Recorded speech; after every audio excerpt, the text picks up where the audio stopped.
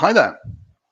Great to be with you. Good morning or good evening to our colleagues joining us from Australia. I've seen we've got people coming in from Brisbane and possibly elsewhere further to the east. It's great to be with you for our second week in the Learning Technologies Autumn Forum. I'm Don Taylor, Donald H. Taylor officially, and I am with you to talk about the skills-based organization, and I will be sharing with you a presentation which I'm also hosting. So it's just me on camera and with slides today. I'm going to be going through my slides. Thanks very much for that. Going through my slides with a note of caution. All right. And I say that because I know we're all very excited about skills. And I'm excited to be talking about it and excited to be sharing this with people from all over the world. We've got people from Germany, Portugal, Spain, France, Sweden. Great to have people from all over. Germany. Sorry, I don't want to miss anybody out. I just want to say two things before I start.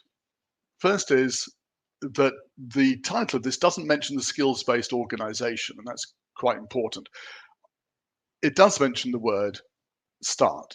So the key thing for me here is that we're talking about beginning with working with skills. If you are an experienced user of skills in your organization, you may not learn a lot from what I'm going to describe here, but hopefully you'll stick around for two reasons. Firstly, there will be useful things that you can share with other people in the chat. Secondly, I am going to share some thoughts about skills which are around the idea that while they are an important part of performance, they are not everything to do with performance, and sometimes they are not even the most important thing. And I am concerned that it's easy to get skills wrong in the sense that we can put all our focus on skills and forget whatever else makes learning and performance important. So with that cautionary tale, let me press on. Now, anybody talking about skills will, of course, start a presentation with a slide like this, and it very much talking about the macroeconomic situation that worldwide there's perceived to be a skills gap, and this is true. The perceived skills gap also has some benefits. If we can solve it, then we can add trillions of dollars to the worldwide economy by whatever the time frame is, in this case 4 years in the future. And there's a lot of talk as well about skills being the new currency, the new oil, the new way in which we work in organizations. And so this idea of skills as the new currency is very prevalent. So we have this idea that skills globally are crucial, that there is a skills gap, and the organizations themselves need to use skills as a currency, whatever that means, a way of understanding what they can do, what the organization and the individuals within it can do. All right, I want to stop for a second, and I'm going to ask you a question. Now, there's a 20-second lag between me putting a slide up and you seeing this and then commenting. So I'm going to talk for a bit, and I would love to have your responses to this question, because I think it's really rather important that we start considering what do we mean when we talk about the skills-based organization.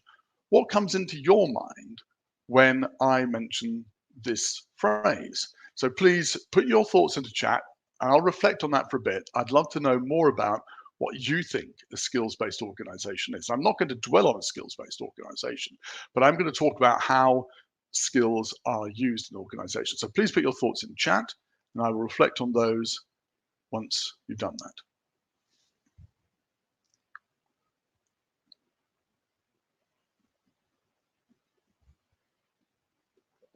There's one other question in this deck which we'll experiment with, and it may be we don't use it. We may not have time. Marjan says hiring from knowledge, not for position. How you recruit people, how you deploy people. So Hannah's talking about very much the talent side of it. So is Marjan.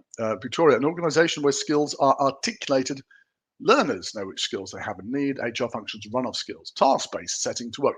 So Anne is talking about the shift, I think, from defining roles by the job to defining them by the task. Connecting with others based on skills. Very good important point from Harriet there. that once you understand skills, once you've got that currency in the organization, you can communicate. And I love this because we've got great people all over the world sharing their thoughts. Rita says working in tribes using the best of skill sets. So you're allocating people to roles and you're finding the best people within an organization to do things. And Davinia says putting people where they can do their best work. And obviously now there are so many thoughts coming through, I can't actually keep up with them. An organization with skills roles, not job roles, says Gareth. And we're going to look at that a bit later on. How you develop your organization for the future, Annette suggests that development for the individual and the organization is going to be crucial by understanding skills. And Fergal says not making employees fit into a job, but letting them use their skills across the organization. So there's lots here. So we've got a well-read audience. Clearly, you know what you're thinking about here. I'm going to describe then, please do keep the thoughts coming. Please do keep the thoughts coming because I love this. And if everybody reads everybody else's thoughts, it also stimulates everybody's thinking to get us thinking about just how much you can get out of an organization if you are using skills. I'm going to go through what I'm going to try to do is go through a series of thoughts about using skills in organizations to talk about what we are going to benefit from and also where the issues may be, and the one big issue at the end, which I'll come to right at the end.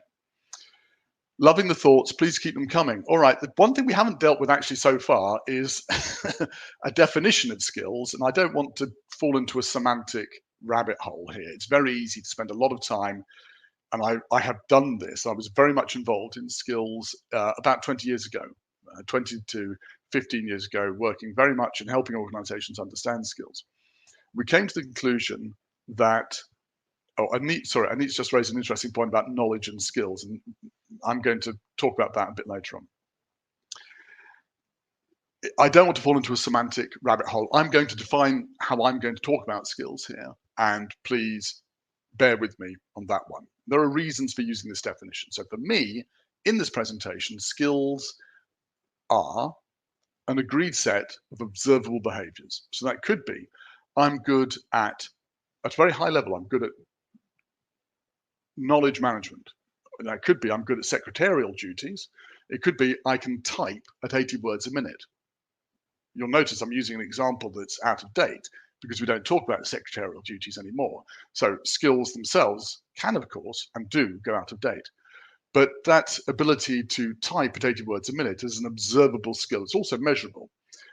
Now, when we talk about an agreed set of observable behaviors, I just want to drill down on what this means.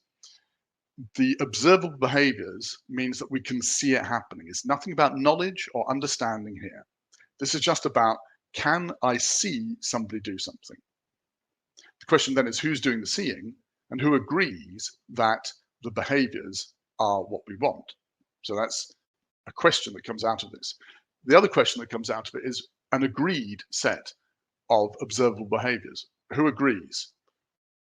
That's a question which we're going to dwell on in the course of this. So this is a simple 1, 2, 3, 4, 5, 6-word definition, which solves the answer of, solves the question of what is a skill, but it also opens up a bunch of questions, which we'll come to later on. So here's our agenda for today. There's a technical issue in the chat there. I hope somebody can jump in and help that. We're going to look at 4 things. I want to look at the problem which we're trying to solve, typically, and what the promise is of skills. Look at what a skills-based approach comes to. I'm going to look at then some success stories and where failure might come from. And I want to look at a moment for caution. And that moment for caution at the end, I'm going to dwell on this picture here just a little bit. This is a picture from 9 years ago. I'm on the left of the picture here. My dad, it was his 90th birthday in the middle. Sadly, he's passed away. Now my brother's on the right-hand side. 3 people, they're all white males, university educated, very similar in some ways, in other ways very different. And what I'm going to ask us is, just bear this in mind, we'll come back to it at the end. What are the differences between these people that we can't see, even though superficially they might have some similarities? And I think this is something, a core point about where skills reach their limit. And I want to bear that in mind when we come to the end. All right, let's crack on. the problem and the skills promise. The point about the skills-based organization for me is that it attempts to, or sorry, I'm going to stop using that phrase because I don't want to suggest that that the point of this presentation, or indeed the answer to skills problems, is to shift the entire organization onto a skills-based approach. So let's forget the skills-based organization for the moment, even though I'll mention it a couple of times. But the idea of using skills aims to tackle three questions. What skills do we have in an organization? What skills do we need? And how do we bridge the gap?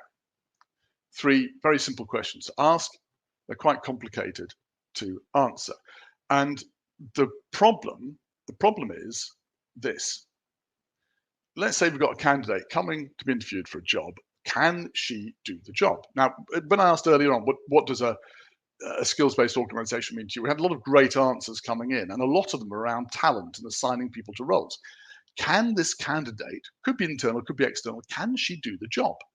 Well, usually candidate submits a CV, a curriculum vitae, or a resume.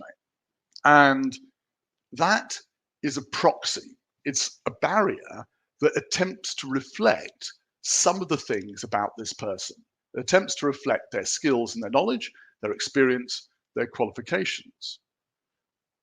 It attempts to reflect it, but honestly, it only does as good a job as it can.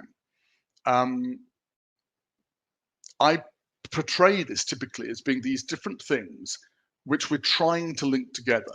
We have people's skills, we have people's qualifications, we have their experience.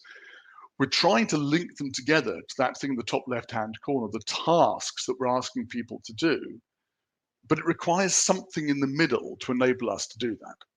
How can we find out what somebody can actually do, what their skills, experience, and qualifications tell us about their ability? Now, the classic way of doing this, of course, is to give somebody an interview. The problem with interviews, as we know, is that they're actually really, really ineffective. There's a lot of evidence to suggest that a loosely structured interview will have somebody lying in it, the candidate lying about 80% of the time, which is horrendous. A well-structured interview with the same questions for everybody and with, for example, a test of ability is better. It's still inefficient.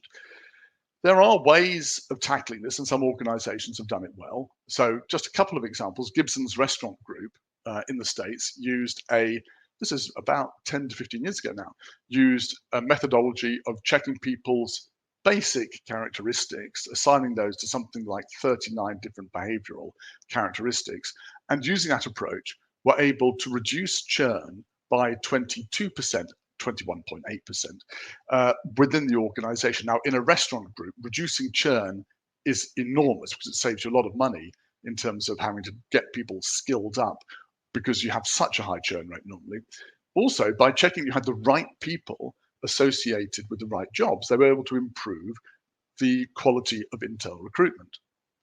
I wouldn't call that a skills-based organization. What they're doing is they're using skills, and in fact, in this case, behavioral characteristics, to get people assigned to roles that they'll be good at. It's also quite possible to take some of the issues out of hiring that have dogged many organizations. Toronto Symphony Orchestra in the 1970s famously tackled the issue that 95% of musicians were white men. And how do they do it? You have to get people to come on stage and audition for a role. And what they did was they put screens up. People would come on and they'd sit behind the screen for their audition. And that changed the constituency of the makeup, the gender makeup of orchestras actually across North America. So by 1990, the balance had switched to something like 25% of musicians being women. Not by any means half and half, but a step in the right direction. Interestingly, they found that if men who were doing the judging could hear a woman wearing stiletto heels clicking across the floor behind the screen, it affected them. So, and that wasn't conscious. So there's a lot of unconscious bias taking place, which if we use a skills or behavioral based approach, we can tackle.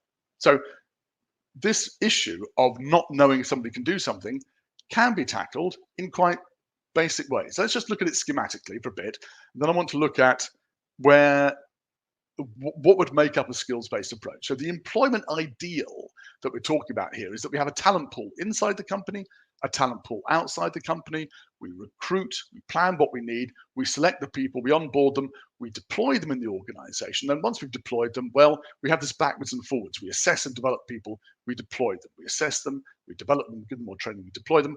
There's a sort of virtuous cycle, and then in the end, they exit. That's the theory. The reality is that the people inside the company typically are ignored, and we don't do the backwards and forwards, being between deploying and developing. We just put people through a sausage machine, they come out at the other end, and they go into a talent pool outside the company. The larger the company is, the more likely it is that this happens, that we end up with people being ignored within the company and not being sufficiently developed and deployed within the company itself. That's changing largely as a result of demographics. It's people are more important than ever to organizations because increasingly intangible assets are a core part of organizational value. And at the same time, demographics are shifting. There are fewer younger people entering the workplace. There are fewer new people for roles, and therefore organizations relying on these people who are now more important are having to make better use of the people inside the company. It's a major shift, Alan says, in how a company thinks about its business. Absolutely. I think that's really, really well expressed, Alan. Thank you. So this is the reality of how it operates. Now, look, HR and learning people read magazines, and we go off and we look at the skills-based organization promise, which is that we're going to have a talent pool that might be inside the organization or outside it. We're going to pull people in and we're going to deploy people in and out. Sometimes people will come in to be deployed and out. Sometimes they will just go in and be used and come out if they're contingent workers. Maybe they'll come in, they'll be assessed, matched to skills, and we'll develop them. There's a sort of cycle in the middle and there's a talent pool underneath. And the way of using people is much looser. People are able to, and we'll see an example of this later, people are able to get their work probably faster, be deployed on projects where they're going to be good, and have a small amount of a stretch goal where we will develop them within that project so that next time we use them, whether they're inside the organization or outside it, they are a developed person. So this is the sort of, if you like, the people-centric view of what a skills-based organization is. But if you look at all the reports from McKinsey, PwC, KPMG, anybody who writes about this stuff, they're all talking about how executives are saying that skills are really important. And they're not saying it because they want people to be developed and feel that they have a fulfilling role. I'm sorry, bluntly, that's not the case. This is what the CEO says as the skills-based organization promise. Typically, the CEO is looking across an organization and wants to see a set of traffic lights to see where are they hot, where are they weak in skills, and who can they then get to do something about it, or which manager can they either develop, shuffle sideways, or sack and get somebody else in who can look after a team better. Now, Edwin's got a great question here about whether organization will reduce the requirement for internal training. It's a huge question, Edwin. I'm going to answer it quickly now, perhaps come back to it at the end. So Jess, can you save this at the end? But very quickly, Edwin, no, the degree of automation that we're going through at the moment, the shifting of skills and roles, all mean that we are trying to get the best qualified people into the right tasks and roles to do their work as possible. Does that mean that the need for training will subside? Possibly, but does it mean that the need for skilled, knowledgeable people will subside? No. Skilled, knowledgeable people will be the differentiator between technology doing what it can do without help and the additional bit that human beings add on top. So technology always starts as a differentiator, then people catch up and it becomes a commodity. The bit on top that gives an organization the edge is provided by people who are skilled, knowledgeable, and motivated. Now, that gap, that building of people on top, in the past, traditionally has been done by training. There will be other things that we need to do for people to help them fill that gap and deliver for the organization. Training is one of them. It will be a small part. And we can have a discussion, I hope, at the end about the role of L&D in the future if we have a skills-based organization, because for me, it goes well beyond delivering training. So great question, Edwin, thank you. I hope we'll be able to come back to it later on. So I've looked at what the skills promise is. The skills promise is we can put the right people into the right jobs, develop them if necessary, and we can fulfill two obligations. One is the HR approach, which is we want people being developed and be able to do their job well. And also the CEO wants to know, am I able to get a view across my organization and understand where I'm strong or weak? And typically, because C-suite people don't come from a people function, the metaphor they use is a supply chain. They see the supply chain of skills as being the same as the supply chain of materials for the organization. Actually, that's a fundamental issue that I'm going to come back to later on, because the metaphor breaks down and that can be quite serious. But let's look at the skills-based approach. You remember I showed you this diagram earlier. We have these things which we know about people, but we don't know how well we can relate them to tasks. So the question is, what do we put in the middle? We put a black box in the middle. Let's just call it a black box in the middle, something that enables us to equate these things together. And typically, this is a skills dictionary. I'm using the word dictionary. It could be a skills taxonomy. It could be a skills ontology. So a skills taxonomy I'll show you in a minute, will be a very structured way of looking at skills. A skills ontology will be a much looser way of saying there are these skills which you can have or not have, and they are associated with other skills, and we know that these skills are important for these particular tasks. So an ontology will be much looser, but more related. A taxonomy, typically simpler, but much more structured. So a taxonomy, and I'm going to use a taxonomy now because it's simple to understand and illustrates a couple of issues. Taxonomy would look something like this. So we know that for languages, there are 4 basic skills you've got. As I said earlier, you can have these at a very high level. So I'm talking about speaking. You can break that down into a lot of different areas of skill. Pronunciation, for example. Speaking, listening, reading, and writing are your 4 basic skills for languages. And let's say we've got a 4-level taxonomy. Zara Clark-Johnny has jumped in with an explanation as to why that idea of people in the supply chain doesn't work. Please read it if you haven't already. She's bang on. Back to the simple taxonomy. You've got these 4 skills at 4 levels. And if you've ever designed, as I have a couple of times, a skills framework, you'll know that this is hard work. And I'll define I'll define my basic precept for a taxonomy in a minute. But this is your taxonomy, and it says this is what you can do at each level. Suppose you've got somebody whose job it is to be a researcher using a second language.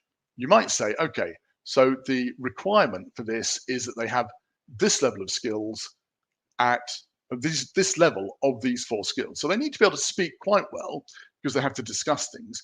They're a researcher. They need to be able to read well and write really well. Listening, we're not too bothered about because most of the documentation they're going through is reading. Now, this is a very simple example, but this makes the point. So we've got 4 skills at 4 levels. You can have somebody come in to apply for a job and you see, do they match? If they don't match, what can you do to develop them to that level of skills?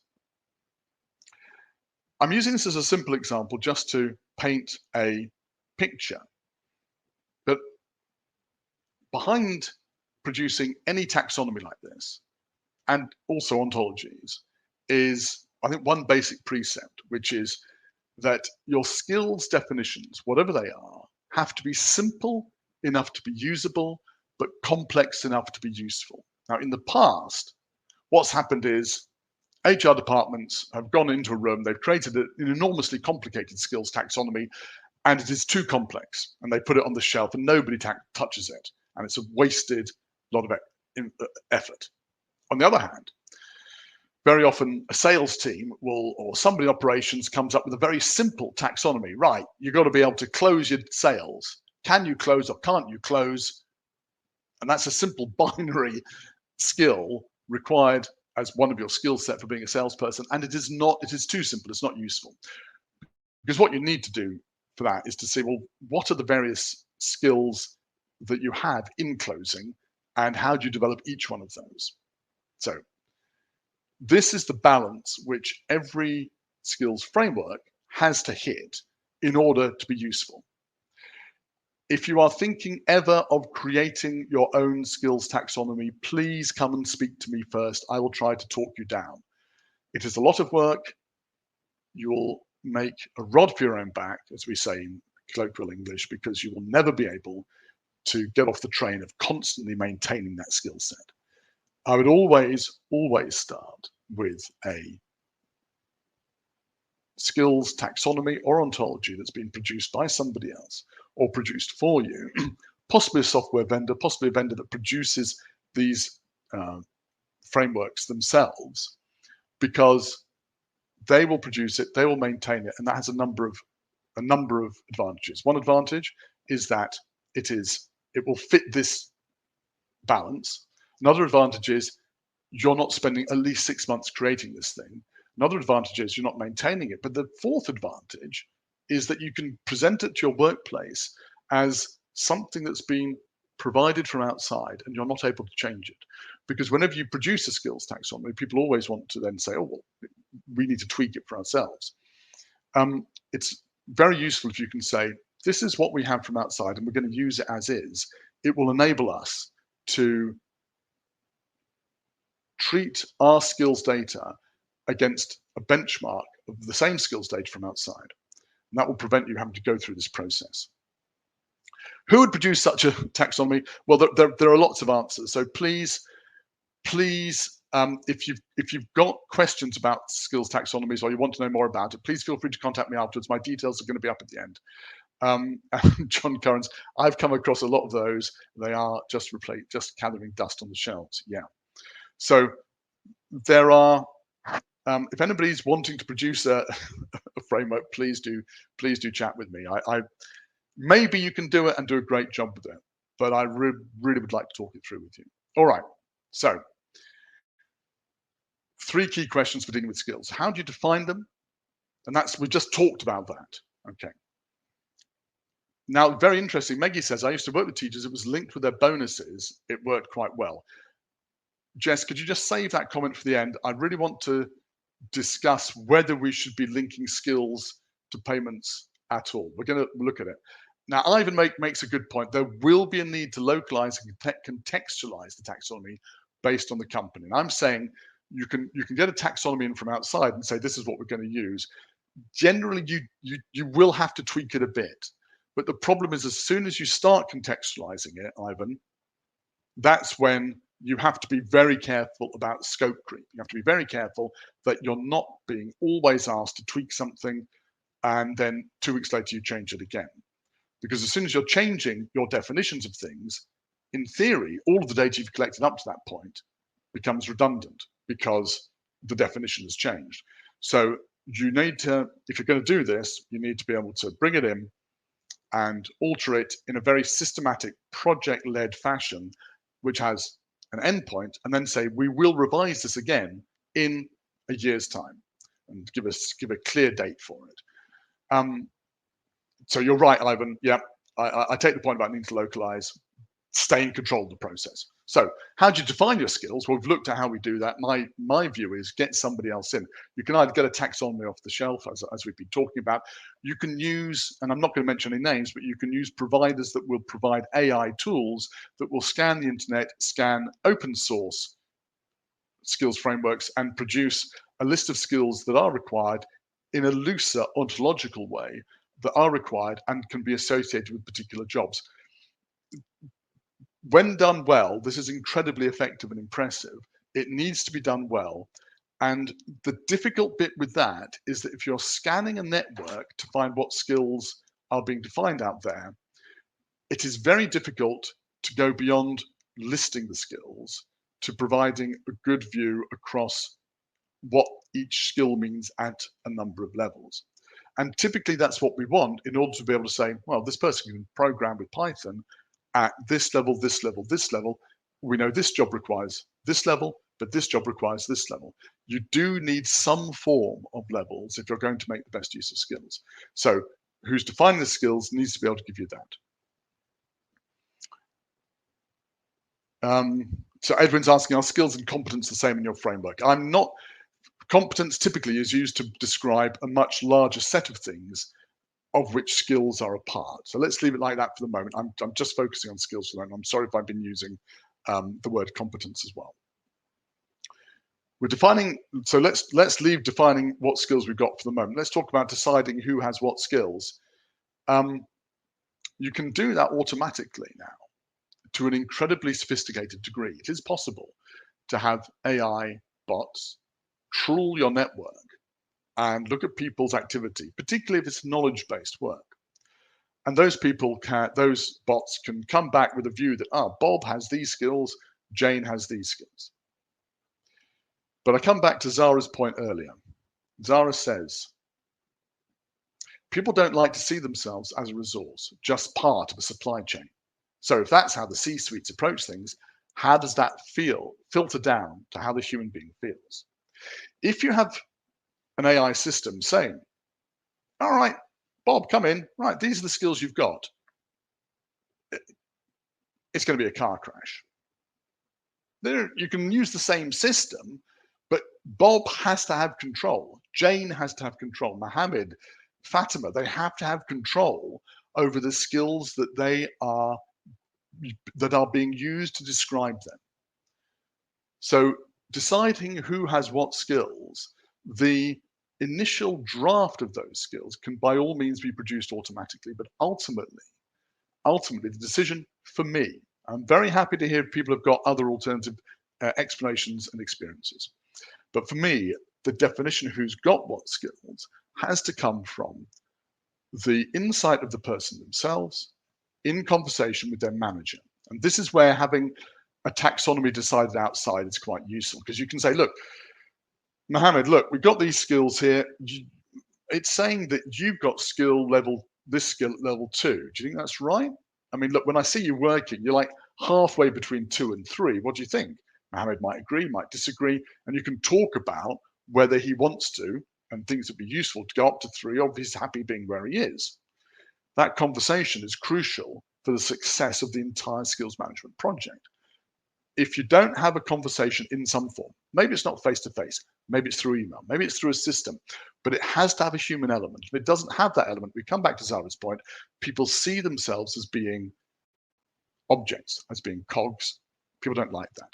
Now, if the CEO sees people as being part of a supply chain of skills, that's the CEO's privilege. But in a supply chain, the objects don't get up off the shelves and walk away, and that's what people do. The human side is crucial. And Gemma's raising the point about the hidden skills. The conversation needs to go beyond the current role too. Ideally, Gemma, that's exactly right. And so what you're doing is you are having a conversation which starts with where you are now and naturally builds to where you want to go and where the organization needs you to go. Because it might be that Fatima wants to go and do this thing here, but you know what? The organization doesn't have space for that. All right. Then the manager and Fatima can have an honest conversation about what comes next. Maybe Fatima leaves and comes back in 2 years' time when she's done some other stuff outside and she presents more value to the organization. And the organization needs that skill set. You need to have the honest conversation. Without that, you don't have a proper skills-based organization. You've got a bunch of rules and a series of cogs. And that's where that last point, how do you maintain trust in your initiative, comes from. For me, it comes from a top-down, I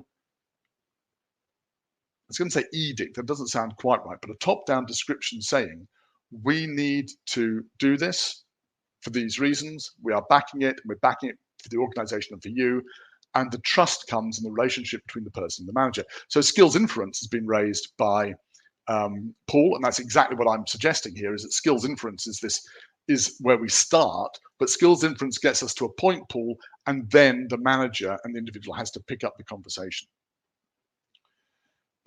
Mandy, let's come back at the end. Jess, can you have this one about who defines the skills, companies and universities? That's a comment from Mandy. Ian says, this is part of an organization's learning culture, 100%. And when we talk about a learning culture, too often we're talking about are people happy to do courses? No, this conversation is about the learning culture completely. Oh, I'm so excited. I've got to get more slides to get through. You can download all these slides at the end, don't worry. I want to talk about Lisa, 100% agree, one-to-ones with your manager. But the manager needs to have the language with which to describe those skills, which can then be shared coherently with the rest of the organization. If we have that, then it's a conversation where the value goes beyond the individual and the manager and is spread to the whole organization and becomes more valuable to the individual, because maybe there's another department where those skills could be really well used. And that's why we need that language. Yes, Junie, we're going to come to the idea of success in just a second. So here's my structure, and this is based on talking to organizations who are actually doing this about what we do to get ourselves to having a successful skills infrastructure. I'm just reading the comments. I actually agree with what everybody's saying, but I need to just continue with the presentation for a bit. We've got a skills dictionary, and the skills dictionary define the tasks define the job roles. I'm going to just squeeze those two together, and we're just going to talk about the skills and the jobs. In the middle, though, there are tasks, no question. Now, your skills dictionary we just talked about, remember that 4x4 grid of the language skills? That defines, we can use that as a language to define both what job profiles look like. In other words, what jobs do we need, what skills do we need, and the individual skills data. We can go through that process and say, all right, you've got those skills. Those are the skills we've got. So on the left, we've got the job profiles, what we want. On the right, we've got the skills that we need. All right. Put those together and we get a skills database, and we get the idea of a skills mismatch and where we're hot and where we're weak with skills. Once we add learning systems in, and I use that in its widest sense, and it can include expert finders, coaching, surfacing of tacit information, learning systems as a whole, if we add that to the mix, then we know the answers to our 3 questions. What do we want? What have we got? How do we bridge the gap? The learning systems have to include practical project experience for that to be true. So we've got a skills and learning database. If we then match that and pair it with information from the HR system, we get an organizational skills database. The skills learning database only actually applies to the individual. So this applies at the individual level. Excuse me. We add in the HR system, we get the organizational skills database, pump that information back into the HR systems, and suddenly those diagrams we saw earlier, where we were talking about people leaving the organization, coming back in, there being a virtuous cycle of a wide pool being used to support the needs of the organization and benefit the individual, become real. Now, this, as I say, is based on, it's a very simple schematic, based on conversations with organizations that are really doing this. You don't have to do it, and this is quite an important point, you don't have to do it at this level of complexity. But if you're being a skills-based organization, you do, because this is using all the information across the organization to help the organization become a skills-based organization.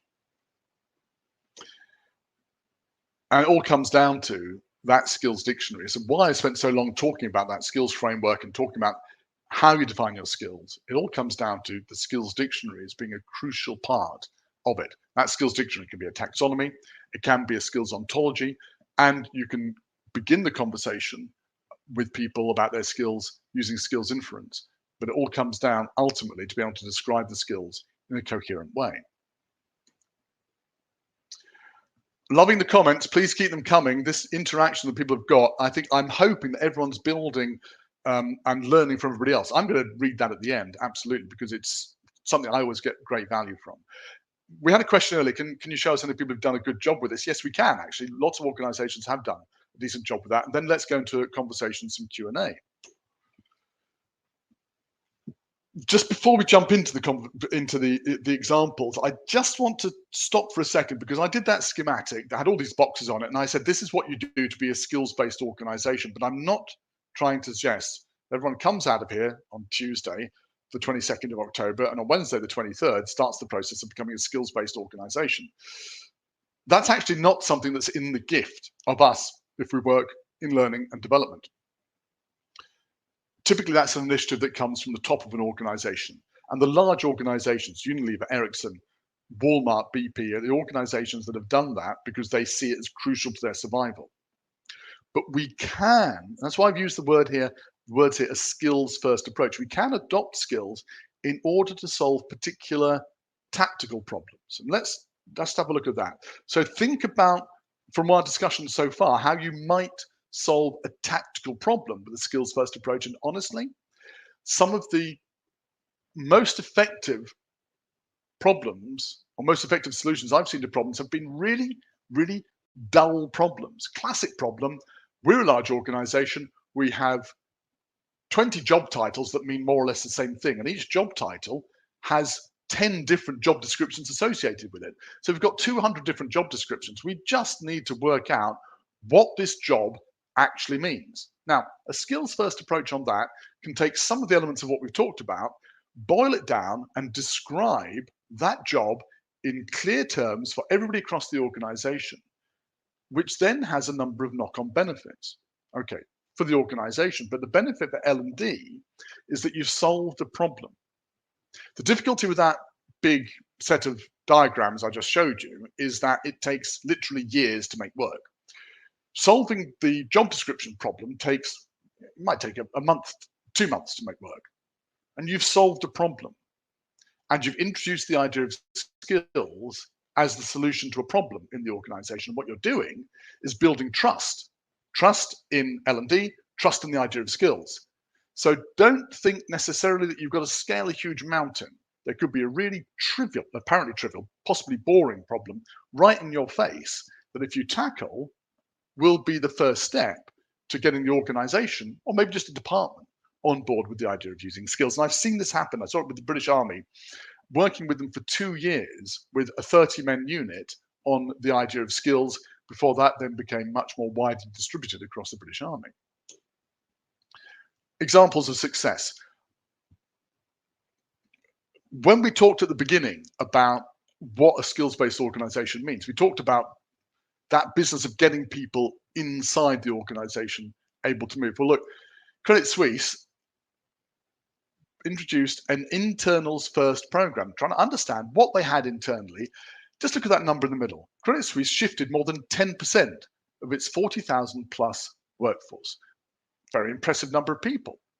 An 8-figure cost saving. That is something you can absolutely go and talk to your CEO about. If you hire people internally first, it's going to save you money. So Credit Suisse have done it very successfully. In the US, there are large health systems that employ a lot of people.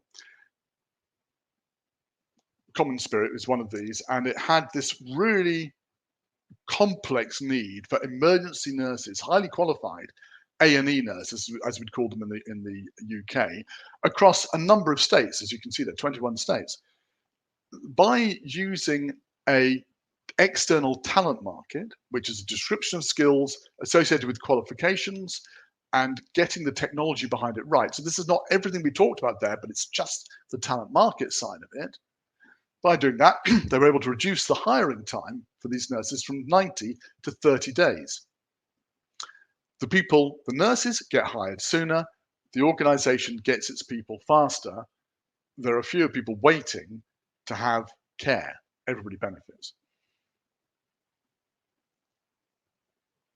I'm gonna come back to, there's so many good questions here. We're gonna come to them in a minute.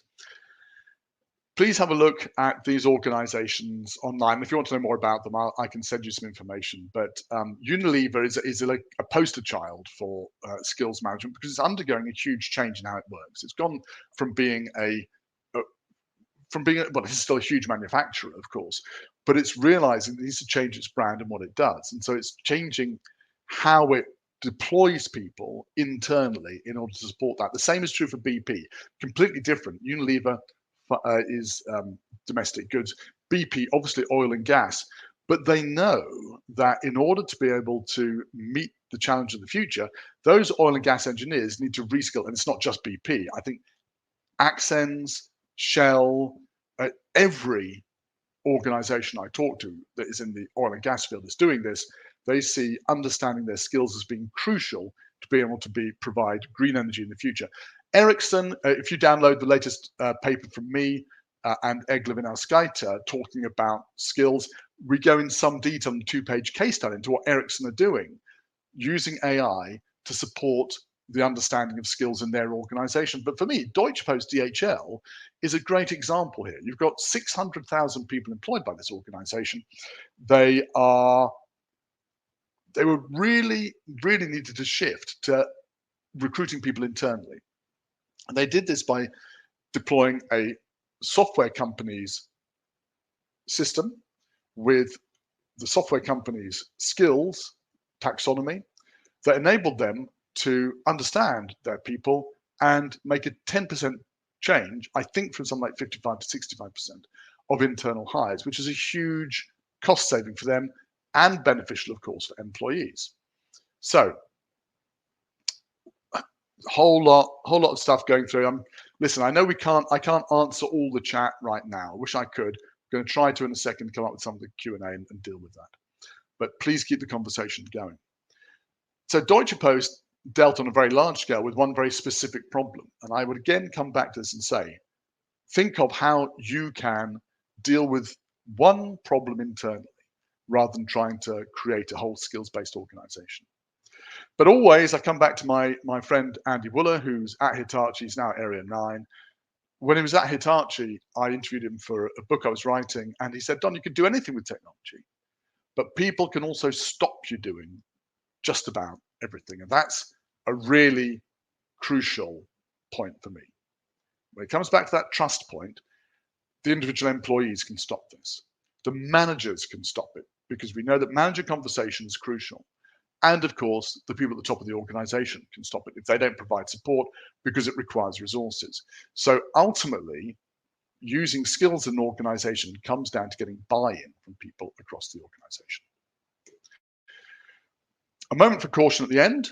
We alluded to this at the beginning. I'm going to spend 2 or 3 minutes on this, then go for some Q&A. I was on the south coast of the UK and I saw this sign. I thought, I have to take a picture of this sign because so many times in life, we find ourselves at the top of the slippery slope and woof, we skid down it. The slippery slope here is that we come to believe that because we can now do much more with skills than we ever could in the past, skills are the only thing that matters. And they're not. Performance is a combination of a whole bunch of things, of which skills is one part. And it's a real concern of mine that so much noise, and I say this as somebody who believes in the value of skills, so much noise is being put into the whole skills conversation that we're forgetting everything else. And look, I never quote myself on anything, but this is one thing I'm prepared to put my name against. Skills are part of business performance, but they're not always the most important part. Let's just look at that in a bit more detail. Boxall and Purcell have this formula that performance is a function of ammo, which is not love in Latin, but split out to 3 things: ability, motivation, and opportunity. Can they do it? Do they want to do it? And are they allowed to do it? Are they allowed to do it literally? And do the systems, the environment they're in, allow them to do it? You can have a salesperson. That salesperson might have the skills and the knowledge. Well, we're not even talking about knowledge here, we're just talking about skills. So in ability, can they do it? Yeah, they've got the skills, let's say, and they've got enough knowledge. Motivation, the motivation part is nothing to do with skills. Are they sufficiently compensated well for their sales in order to do this job? Your skills framework will have no impact on that whatsoever. Somebody needs to be doing that bit right. And finally, if they get an order in and they get paid for it, does the order get fulfilled back at the warehouse? Are they able to actually do their job? Does the whole system support them? And all of that exists within the context of their particular workplace. So I'm just putting this in as a reminder that skills are important, but they are not everything. Which brings me back to these three gentlemen. My brother, my dad, both chemical engineers, and on paper, I mean, okay, they went to different universities, but on paper, they're very similar. Okay, they're different ages. My dad had a great deal of experience. They worked in different fields. My field is completely different. But beyond all that, beyond their qualifications, my dad wrote a lot. He wrote a lot of poetry. He's sadly deceased now. Wrote a lot of poetry, wrote a lot of short stories. Where's that in our skills framework? That's a skill, but where is it? My brother has a whole bunch of skills. He's a really good guy. He's also a really good school governor. He's also a really good right back in football. That's not on his skills framework anywhere. So even the skills that we've got, even the skills that we define, don't capture everything about the person. And there's so much more as well. So let's bear that in mind, that skills are important, they're not everything. 5 questions to ask. What's the business problem you're solving? Please start there. How will you define your skills? Spend a lot of time on that today. Who and what are going to assess that? Now, maybe you can do it automatically, but there's a point where human beings have to be involved. How will you ensure trust? If you don't, your supply chain breaks down because people, unlike items on a warehouse, can walk out. And what else matters for performance in your organization beyond skills? Right, that's me on LinkedIn, and you can download these slides from there. There's also a page of resources at the back, which is just some background reading you might want to do. And I'm going to drop in, actually, I'm going to drop into the chat a couple of people who would be useful for, a couple of people I think are really useful to follow on LinkedIn. So I'm just putting that in the chat now. No, I don't appear to be able to. So Jess, I'm going to ask you if you could put those into chat, please. Okay. No, I've got them again. All right. I can't, for some reason, copy and paste. So I'm just going to tell you what the names are. Gordon Ritchie and Sandra Lutlin. And I'll try and make those links available later on. Okay. A lot of comments coming in, and I'm going to try to answer the questions and try to deal with this as much as possible. But I really would say I've been around a long time. You know, I was doing some of this stuff 20 years ago. I don't have answers to all your questions, but I do know lots of people. So I am here to serve you. If I can support you in any way, please link in with me and come to me with questions, and I will do my best to put you in touch with people who can provide you with some support. Okay. Oh, Paul, that's really sweet of you. Thank you. Right. Comment from Mandy. Who defines the skills? Companies. So each company has its own definitions. Universities. I think we did talk quite a lot about how we define skills. And I think it's something which it's worth considering explicitly. And I'm just going to repeat my point. If at any point you feel you're desperately desiring to create a skills taxonomy, please stop. I've done it. It can work. It can also be very painful. Come back to me, and I'm going to try and talk you down from that one. Who owns skills in HR? A lot of debate going on about that in chat at the moment. Who owns skills? Nick is saying it's in the hands of the executive, sales bidding teams, and individuals. And I think that the organization has to own skills in the same way that CFO is in charge of finance, but we're all responsible for looking after the money in an organization. In the same way, I really think that we need to consider skills as being a common good in the organization, but the responsibility, because it's so important, sits at the executive board level, and it's HR and L&D's job to make sure that skills are properly deployed, just as it's the chief financial officer's job to make sure the money is well spent. So that would be my answer on that one. I'm finding Jesse, I can't click on the questions tab and get any questions to come in. Somehow it's not working for me. So please do help me with that one. For some reason, my computer is being very slow. Now, Meggie said, I used to work with teachers. Remember I said we'd look at this later on, and it was linked with their bonuses. Now, I don't know if Meggie was talking necessarily about skills, But I think there's a danger in being explicit about the links between skills and pay. You have to have trustworthy data in your system in order for people to be able to trust what they're getting from it. If people know that their skills assessment is going to affect their salary, I'm not saying it will happen necessarily, but there's an incentive for that data to be skewed. So I think you've got to look quite carefully at linking skills with money. Doesn't mean you can't link certifications and qualifications. That's fair enough. But getting a certification doesn't mean you've got a skill. Remember back at the beginning, my definition of skills was you have an agreed set of observable behaviors.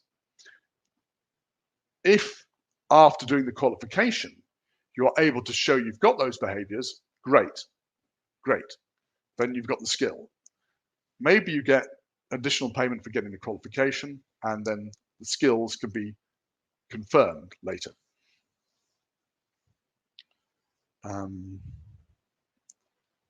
Now, I hope, would it, from Ivan says, and this is the last one we have time for, then we've got to wrap up. And I just wish we were together face to face. I want to go and have a coffee break now and continue the conversation with everybody in the room.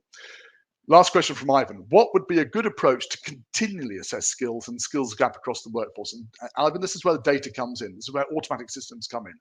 You can do this automatically, absolutely, to a degree, with skills inference and tools that go across your behavior of your people in your workforce and goes across the job definitions that are out there in the public domain.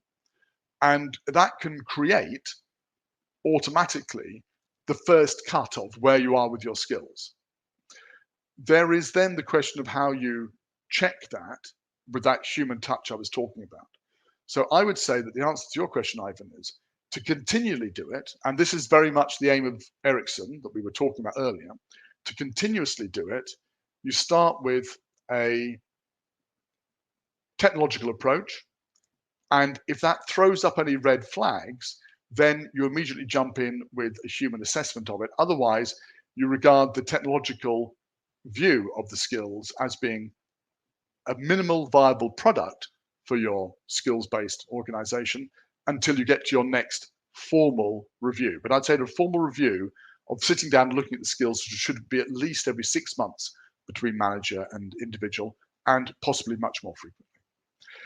It is now 10:30. This has been super fun being together, chatting about this stuff. And I do wish that we could carry on, as I say, live for the next hour. But we don't. We're going to stop.